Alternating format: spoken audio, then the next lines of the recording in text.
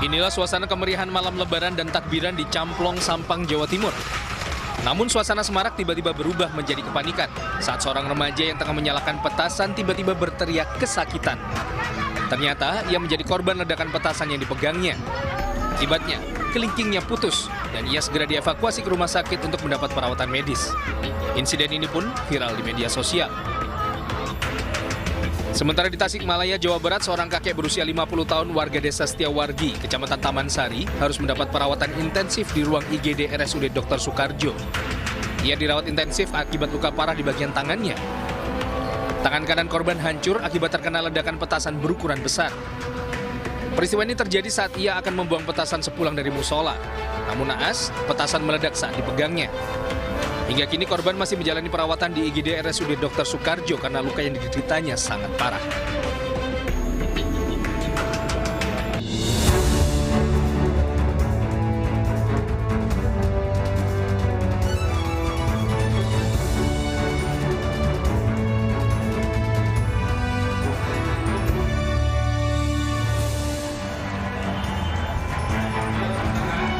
Selamat sore, selamat kembali bergabung di AIA Newsroom. Di sini kita akan memperbarui informasi Anda mengenai informasi yang menarik.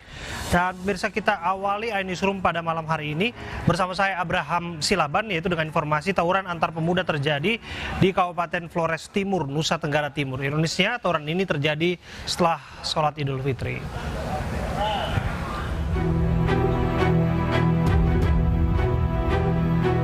Nasib naas dialami keluarga Dani Yusuf, warga Kuningan, Jawa Barat.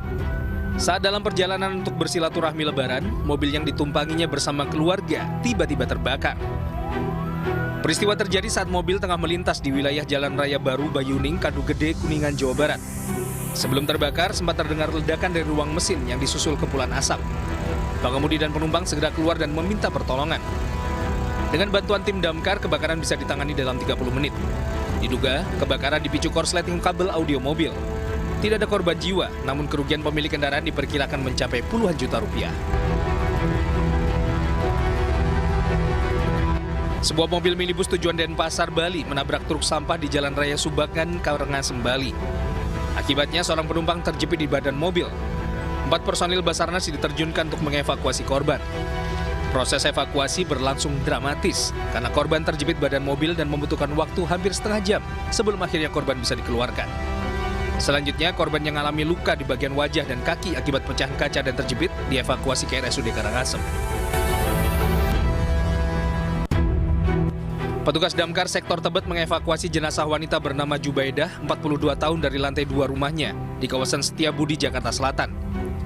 Akses tangga sempit serta berat badan jenazah yang mencapai 200 kg membuat petugas damkar harus memotong pagar agar jenazah bisa diturunkan menggunakan tandu. Sejatinya korban akan dibawa ke rumah sakit karena mengeluhkan sesak nafas dan memiliki riwayat asam lambung. Namun naas, saat petugas datang, nyawa korban tak tertolong. Usai dievakuasi, jenazah dimakamkan di tempat pemakaman umum Serengseng Sawah, Jagakarsa, Jakarta Selatan.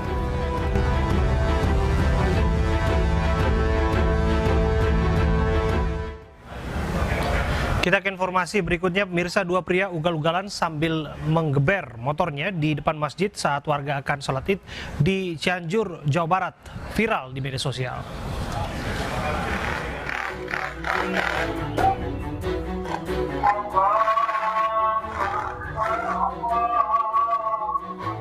Inilah video viral di mana 2 pemuda diduga ugal-ugalan di depan Masjid Al-Furqan, Cianjur, Jawa Barat saat warga akan sholat Id. 2 pemuda sempat dikejar warga yang emosi, namun tidak berhasil tertangkap.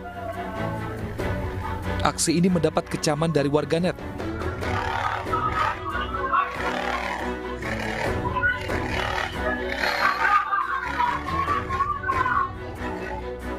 Polres Cianjur masih melakukan pencarian kepada 2 pria ugal-ugalan tersebut. Polisi masih kesulitan melacak karena nomor polisi kendaraan tidak terlihat jelas dalam rekaman CCTV. Kepolisian juga masih mendalami kejadian tersebut, apakah dilakukan oleh geng motor. Sementara kita menganalisa CCTV, kita belum bisa memastikan apakah dari geng motor. Karena kan itu satu sepeda motor ya, yang dikendari oleh dua orang yang terjadi di depan masjid, sehingga kita perlu lakukan analisa di CCTV. Ya. Karena dari nomor plat nomornya yang terlihat di CCTV kan belum tidak ada plat nomor belakangnya. Pihak kepolisian mengimbau jika mengenali pengendara motor tersebut segera melapor ke Polres Cianjur.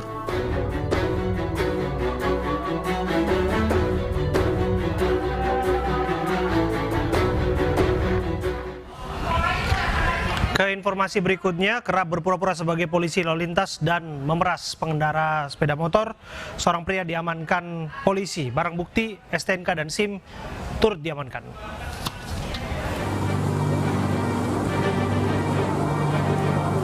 Masih dengan seragam lengkap, DAS polisi abal-abal yang sering beroperasi di Jalan Jamin Ginting, Medan, Sumatera Utara diringkus polisi. Ia ditangkap setelah polisi mencurigai gerak-geriknya yang mencurigakan. Saat diperiksa, polisi gadungan ini tak bisa menunjukkan kartu tanda anggota Polri. Saat interogasi lebih lanjut, pelaku mengaku telah 1 tahun beroperasi menjadi polisi gadungan dan memeras pengendara motor. Kita ada mengamankan seorang laki-laki yang pertamanya mengaku anggota Polri, ternyata setelah dilakukan pengecekan ternyata bukan merupakan anggota Polri. Kami masih mendalami apa motif daripada si pelaku tersebut karena banyak dia membawa STNK, kemudian barang-barang selain daripada yang dia miliki. Selain mengamankan pelaku, petugas juga mengamankan sejumlah barang bukti, diantaranya belasan STNK kendaraan, SIM, HT, serta borgol. Kasus ini kini ditangani Polsek Deli Tua, Medan, Sumatera Utara. Kami akan kembali dengan informasi 9 toko di Sentani habis terbakar. Informasi satu lagi untuk Anda.